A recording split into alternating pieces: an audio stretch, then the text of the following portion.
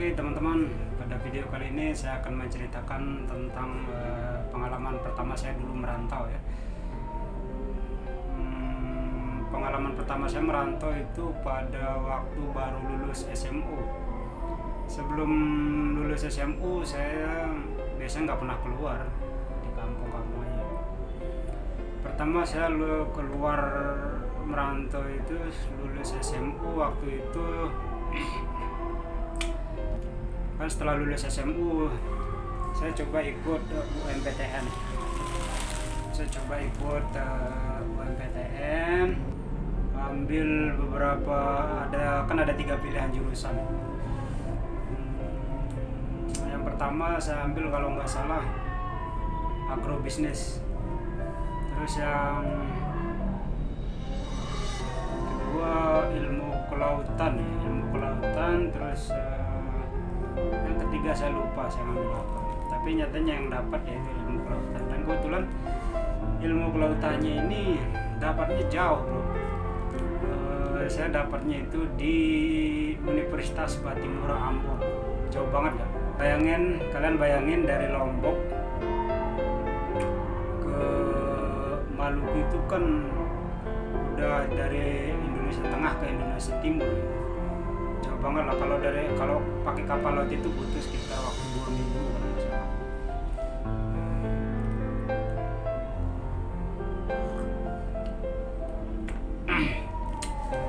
Dan waktu itu saya nggak punya pengalaman sama sekali keluar daerah. Saya belum punya pengalaman sama sekali keluar daerah.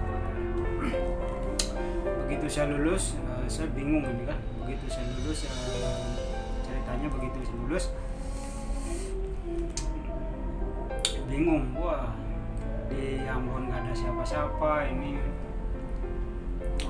Jadi kebetulan saya ada paman namanya Pak Ana. Dia ada teman, ternyata dia ada teman, bukan teman sih ya, kenalan aja kali, sepertinya kenalan tentara satu daerah sama tempat saya, dari Kecamatan Aimel namanya, Lombok Timur. Kebetulan dia dari penugasan Kodam Udayana unit 741 kalau nggak salah. Dia penugasan di sana, Satgas di Ambon. Dulu itu kan waktu itu tahun 2002 ya, Ambon itu masih kondisi konflik SARA. Cuman saya kan nggak begitu update lah perihal itu, saya nggak tahu. Saya ini aja, begitu saya dapat ya, saya tanpa pikir panjang udah siap-siap untuk berangkat lah, cari-cari informasi kan. Tanpa di pikiran saya ini ya paling kalaupun ribut ya nggak inilah, kalau marah lah paling ribut sebagian doang. Saya pikirnya begitu kan. Terus akhirnya nyari informasi dan paman ini dapat informasi orang satu daerah sama saya yang kebetulan penugasan di sana. Akhirnya dicari kontaknya, diminta nomor teleponnya. Paman yang telepon beliau ini minta tolong untuk untuk bantu saya di sana gitu kan. Akhirnya alhamdulillah bisa kontak. Pas hari H, persiapan hari H, biasanya kita di kampung kalau keluar daerah itu kita diantar kayak orang mau naik haji lah. Kita diantar itu pakai apa ya, dua mobil lah yang antar. 2 mobil itu ada berapa orang itu, satu mobilnya aja bayangin, satu mobil itu kisaran sekitar 20 orang. Itu udah kayak mau haji lah. Saya diantar ke bandara kan, saya diantar sama tetangga segala macam ke bandara. Dan kebetulan saya dapat tiket transit kalau nggak salah itu, waktu itu nggak ada tiket langsung ke Ambon. Kita dapat tiket transit 2 kali, Lombok Bali, terus Bali Makassar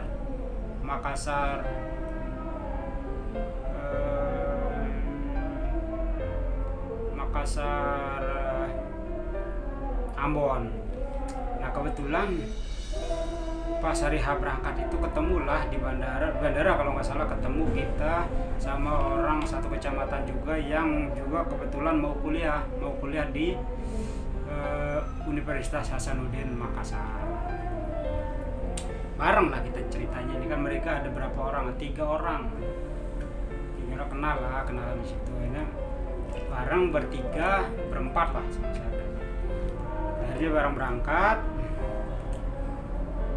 Saya dan kebetulan memang saya nggak ada siapa-siapa. Wah, syukur banget, kebetulan saya nggak ada siapa-siapa. Sampai Makassar mereka ternyata udah ada yang jemput. Akhirnya ya saya ikut mereka sampai Bali, transit sampai ke Makassar. Sampai di Makassar, alhamdulillah banget mereka bisa ketemu sama teman-teman ini. Akhirnya saya ikut mereka malam, karena memang kita satu daerah ya. Saya ikut numpang sama mereka. Kebetulan juga yang jemput di sana itu teman-teman, kalau nggak salah apa ya, semacam perkumpulan mahasiswa. Itu dulu komunitas mahasiswa Lombok yang kuliah di Makassar di Universitas Hasanuddin. Mereka yang jemput kita. Hanya kita diinapin di asrama selama semalam. Di asrama selama semalam. Saya doang yang di situ. Yang lain kayaknya ikut ke teman-temannya yang lain. Terus besoknya nginep di sana semalam. Terus besoknya saya harus terbang ke Ambon sama teman-teman mahasiswa yang di Makassar ini. Mereka membantu saya untuk berangkat ke bandara. Mereka yang nganter lah ke bandara. Saya memang nggak tahu arah kan. Nah, alhamdulillah banget mereka mengantar baik-baik lah. Saya lupa mereka namanya siapa dulu. Mereka yang ngantar ke bandara. Akhirnya dari bandara terus langsung ke Ambon. Ternyata saya satu pesawat sama Kapolda kalau nggak salah. Sampai di bandara Lahat apa namanya di Ambon. Sampai di bandara Ambon,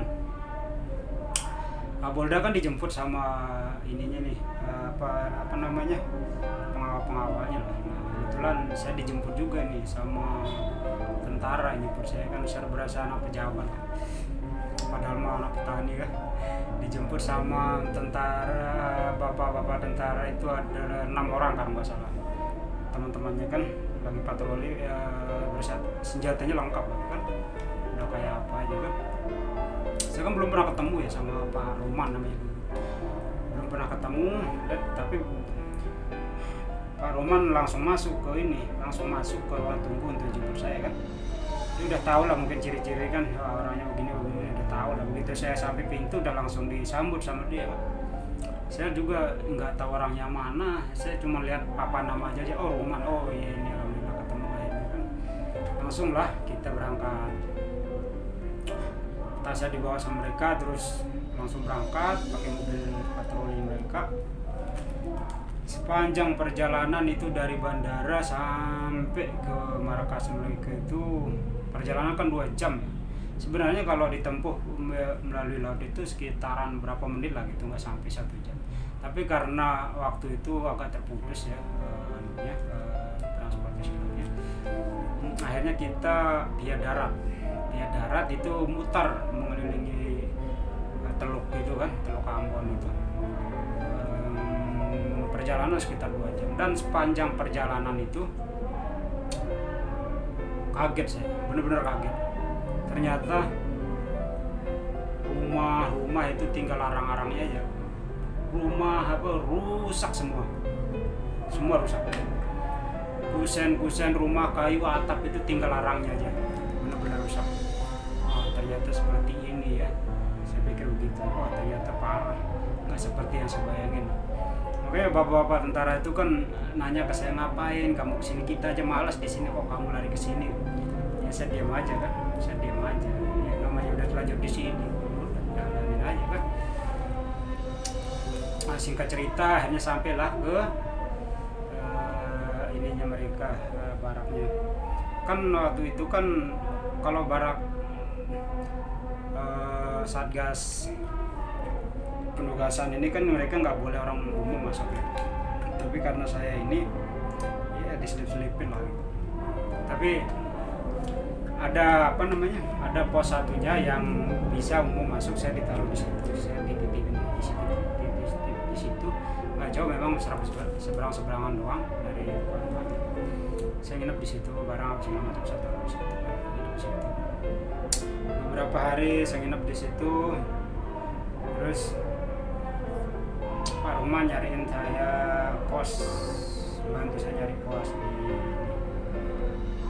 Saya dikenalin sama ada bapak-bapak Arab apa ya, marganya kalau nggak salah itu Atamimi marganya. Kayaknya saya di apa namanya, saya ngekos di situ kan. Saya ngekos di situ, tapi ini anehnya sebulan saya di situ, saya mau kasih uang kos, ibunya nggak mau. Gimana? Ibunya nggak mau nerima gitu. Aduh, saya jadi nggak enak kan. Ibunya nggak mau nerima, terus saya jadi nggak enak. Ya wis, bantulah.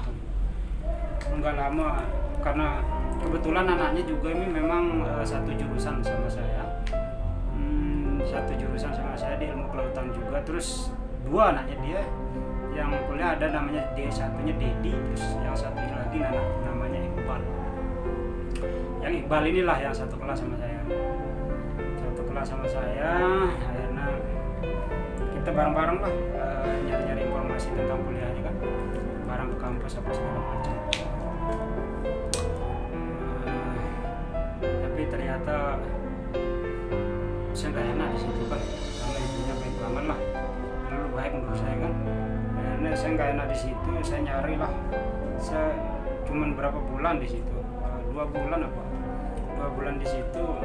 Saya izin pamit, bukan pamit sih, tapi izin nyari kos-kosan gitu kan. Memang mereka nggak ngizinin, teman. Saya memaksakan, akhirnya saya keluar dari ini kan, karena saya nggak enak kan. Mending mereka mau nerima istilahnya uang bayaran saya, tapi mereka nggak mau. Udah gitu makan juga di situ, ini segala macam di situ kan, saya nggak enak. Baik banget lah gue. Akhirnya saya keluar nyari kos-kosan. Waktu itu kan masih rawan ya, masih daerah-daerah itu masih dibagi-bagi. Yang sananya itu masih daerah apa namanya, kasar. Yang sananya wilayah Muslim, yang sananya wilayah Kristen gitu kan. Itu kan masih daerah konflik ya. Dan di tengah-tengahnya itu ada wilayah netral. Netralnya itu biasanya tentara ya di situ, pos-pos tentara gitu. Jadi yang Muslim nggak terlalu leluasa untuk nyebrang ke sana, terus yang saudara-saudara yang Nasrani juga nggak terlalu leluasa ke sini karena masih ini kan dijaga sama tentara. Terus habis itu gimana? Saya di sana juga saya banyak kenal teman-teman tentara yang dari Lombok. Saya dikenalin, saya jangan main-main ke wilayah apa namanya, RST. Kebetulan banyak penugasan dari Lombok yang penugasan di rumah sakit tentara di sana. Mereka tugas di sana, ya saya kenalan sama mereka. Alhamdulillah bisa akrab lah sama mereka. Terus singkat cerita, setelah saya keluar, saya nyari kos-kosan kan, kuliah loh. Kadang malamnya, terus lama-lama malamnya saya ini apa namanya, nyari-nyari sampingan lah, ikut orang Madura jual sate kadang kalau malam kan. Terus kalau siangnya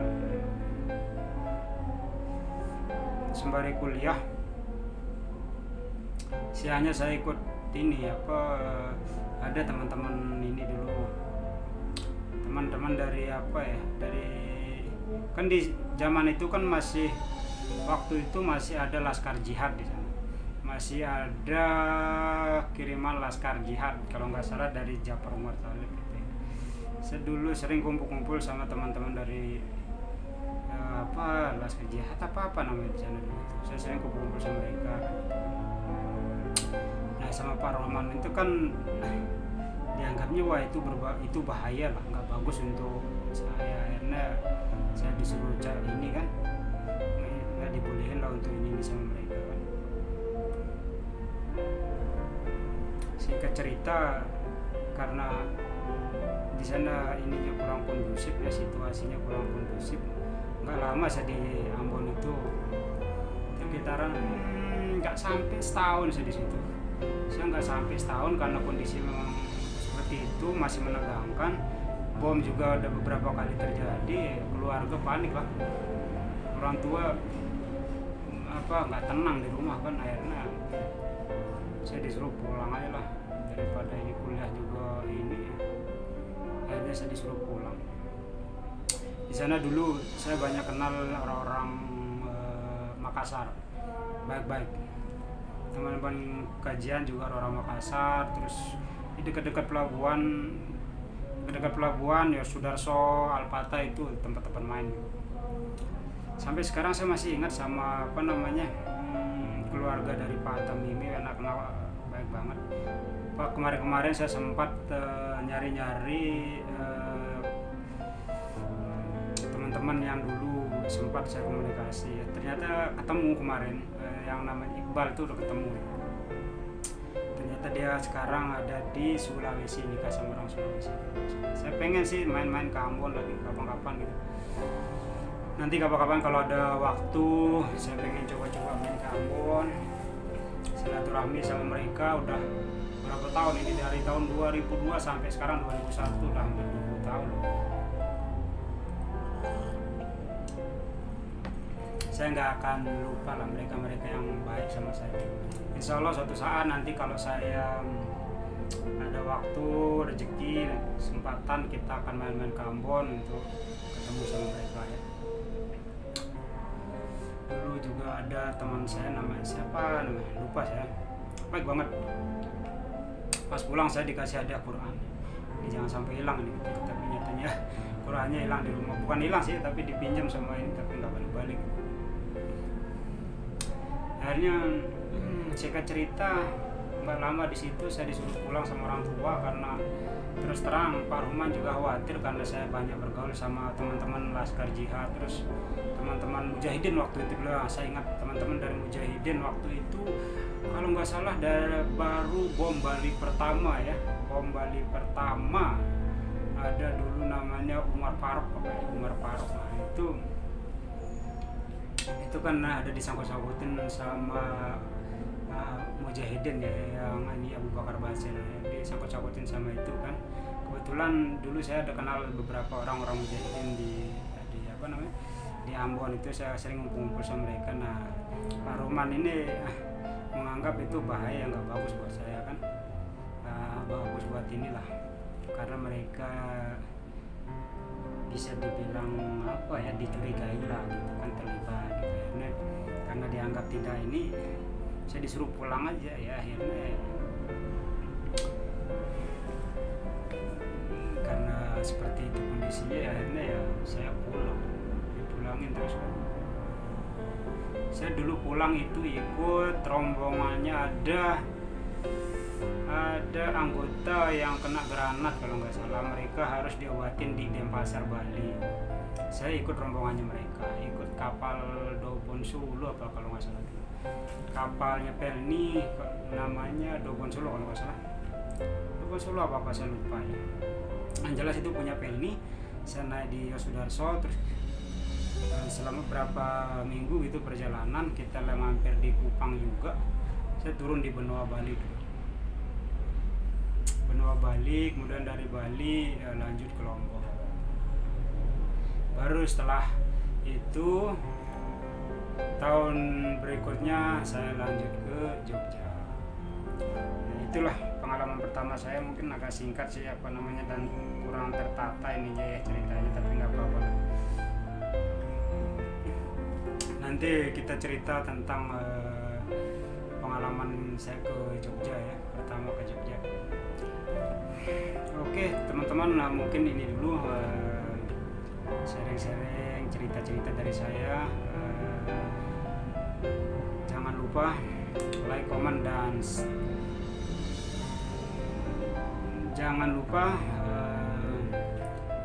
like, comment, dan subscribe, dan jangan lupa bunyikan loncengnya ya, dan juga jangan lupa untuk di-share ke teman-teman kalian yang lain ya, agar kita bisa berbagi cerita gitu intinya.